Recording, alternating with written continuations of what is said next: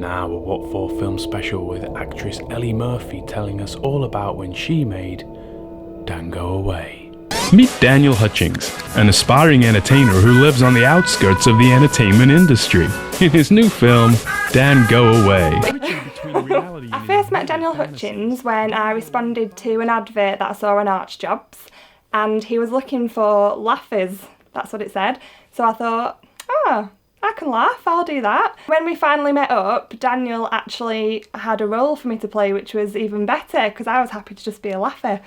What convinced me to work on it was the fact that I'd never really done anything quite like it before. And when I met Daniel, I was pleasantly surprised how professional he was and serious about it, because I'd had meetings with other people in the past and it's just like, it might happen, it might not, let's do a bit of filming, but it seemed really professional. Most of the work that I'd done before, the professional work, has been in theatre, in particular location acting. I thought doing Django would give me some experience for screen acting. When I first looked at the script, what I thought was unique was each actor played two different roles, and I thought that was really interesting, and both roles that each actor was playing was quite different. There wasn't really anyone in the cast that had sort of the main role, and it was equally shared between the whole cast, which I thought was great. It gave everybody their own little opportunity. But it weren't right him acting that way, like a common folk. I think I mostly approached it separately. I did find a link that I thought they were both quite strong female roles. They weren't sort of playing like, oh, I'm the damsel in distress sort of thing. They were both like independent women. Half a day, half a day, half a day gone. Which means we still have half a day. All we need is one good idea that we can buy for cheap. I'll be able to attach a name to the project, then we'll be able to get the money to turn the company around, right? Well, that's the plan.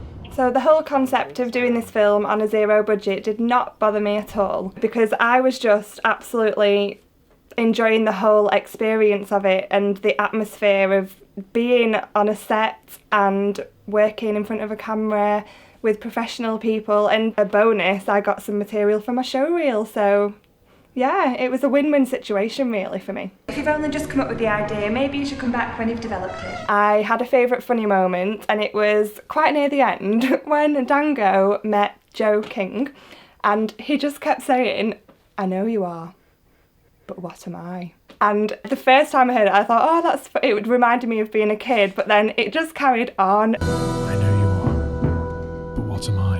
And on. I know you are, but what am I? The longer it went on, it got funnier. So I found that bit very funny.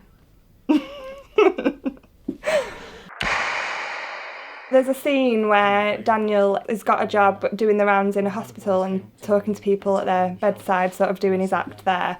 And he's talking to a guy who's actually in a coma, and he's just carrying on, and it's all, you don't even know if the guy can hear him, and I just think it's really sweet how he just carries on and he's really trying, and I think that's really poignant and sweet. My most satisfying moment on set was managing to hold it together when I really wanted to laugh and I had to keep a straight face. It was when Daniel was stood next to us in the opening scene and he shouts, "Django away!" I didn't expect him to say it that way. I really, really wanted to laugh, and I don't know whether you can see me laughing a little bit, but I thought I held it together quite well. Yes, this all sounds lovely, but can we speed this up a little? We do have a lot of appointments today. Yeah, brilliant. When I first started the project, I really didn't envision it to be as professional looking as it is. Watching it on the screen, it could be any film that's on at the cinema. Now it's filmed very, very well.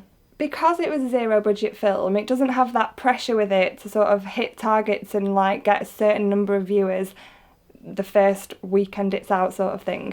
So it's actually nice because it can grow at its own pace and more people can become interested in it. It can probably affect an audience on a more personal level.